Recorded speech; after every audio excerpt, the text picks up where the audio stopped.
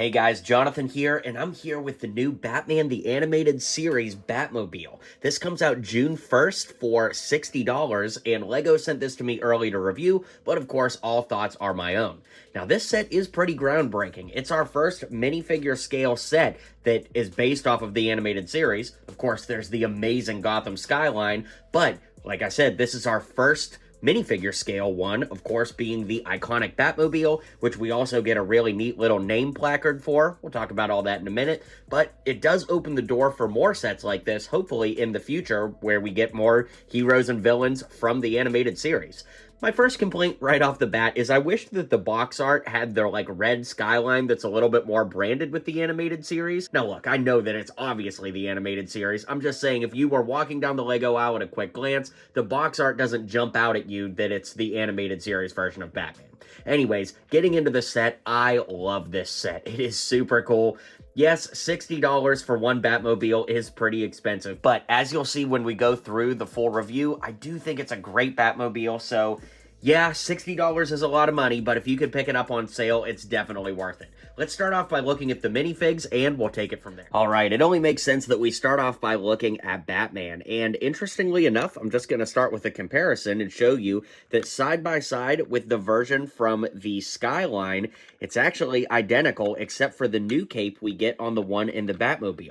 I have to admit, I like the cape from the Skyline a little bit better, but I do think that the new cape is pretty interesting, so I just wanted to show you them side by side for a comparison. Now looking exclusively at the figure that comes with the Batcave, it is pretty amazing to get the dual molded legs with the elevated boot printing just above the knee there.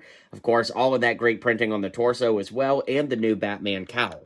If we lift that up, you can see he's got the Shang-Chi head underneath, which we've been getting on Batman a lot lately, and this rubbery cape is pretty interesting. It's not a very thick rubber, like if you think about the Doctor Strange cape, that's a pretty thick rubber in my opinion.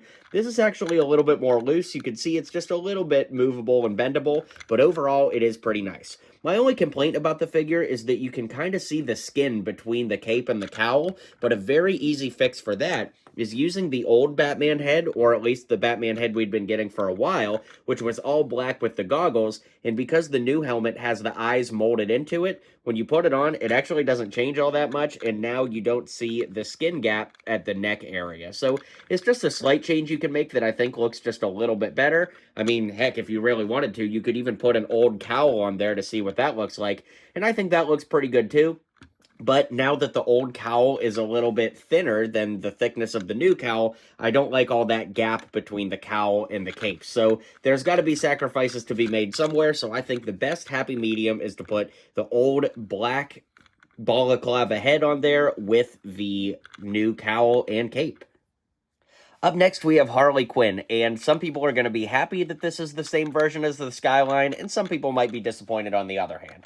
On one hand, I really like that, you could spend a lot less money to get this minifigure than the $300 Skyline, but on the other hand, with Batman basically being the same, Harley basically being the same, and the rumored 4+ Batcave for later this year, which could very well include the Joker from the Skyline, that would make Catwoman and Batman's cape the only exclusive minifigure/minifigure parts, and at that point, I feel like it takes away a lot of the allure of the Skyline. But back to the set we're talking about today, this Harley is really nice with the toe printing, the leg printing, the hip printing, and of course, the double-sided head print, which is really great with the big grin on the other side.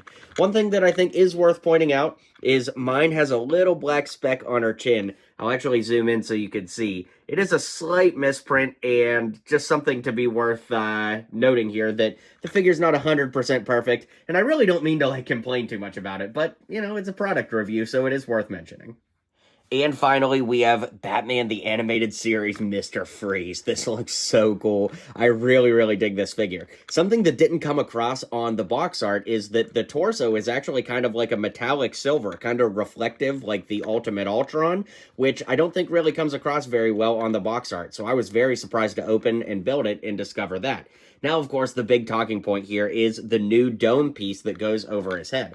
I'll lift it up so you can see what it looks like here, but it does go over the head really well. Of course, there's a little stud receiver on the inside to go on the head, and I think it looks really awesome. He also comes with a stud shooter, which you can see kind of has like a very, very faint light blue stud in there. So when you press this, it shoots the stud out, a little something like that. And now I lost the stud, but I've got a spare piece over here, so you just load it back in, a little something like that. I wish he had leg printing, but honestly, it doesn't bother me all that much the more I live with it, so he is definitely the MVP of the set, in my opinion. And now that brings us to the Batmobile, which conveniently rotates on the stand that it's built on, so that's pretty cool. Now, okay, the real discussion is, should this Batmobile be black or blue? I don't know, it just depends on the animation, but truth be told, I really do like it in dark blue now that I see it in person, and honestly, it's a slightly darker tint of blue than it appears on camera right now, and I'm not gonna, edit the footage to make it look one way or the other. You're just seeing it, with the raw footage, so you could get an idea, but I do think it is just a slightly darker blue than you see on camera right now. As far as play features go, there aren't really very many. This is a little bit more oriented at, more of an adult collector. For the only reason I say that is just because there's not a lot of play features, but we have these stud shooter guns on the front, but something that I absolutely love about these stud shooters are that they are completely removable, because of course those stud shooters aren't super accurate to the show.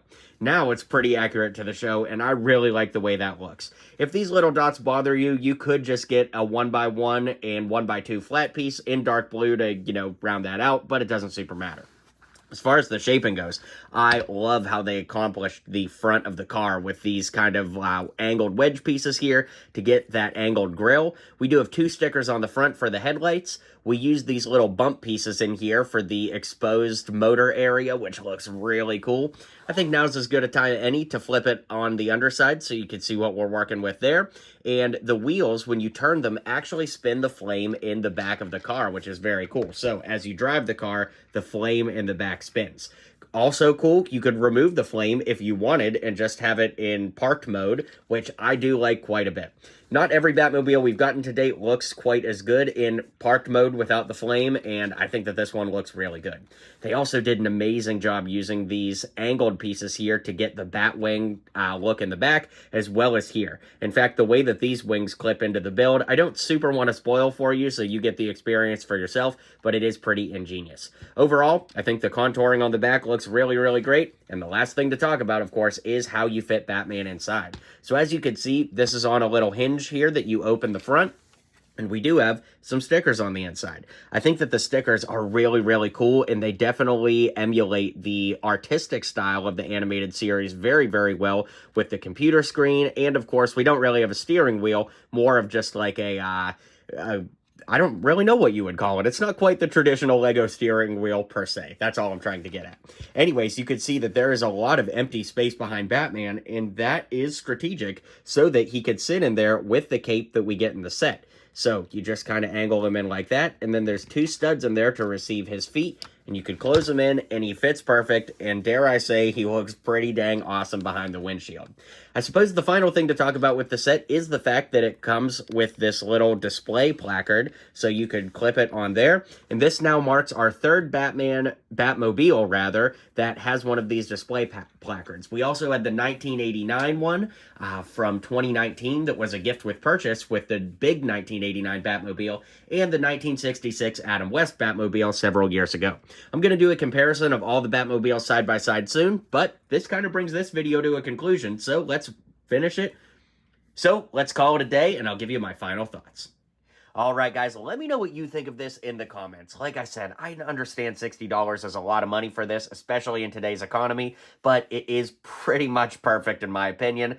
I love it. It's so much fun. It was a great build. I can't say enough great things about it. So let me know what you guys think, if you plan on picking it up day one or if you're going to wait for a sale, and I'll see you guys on the next video.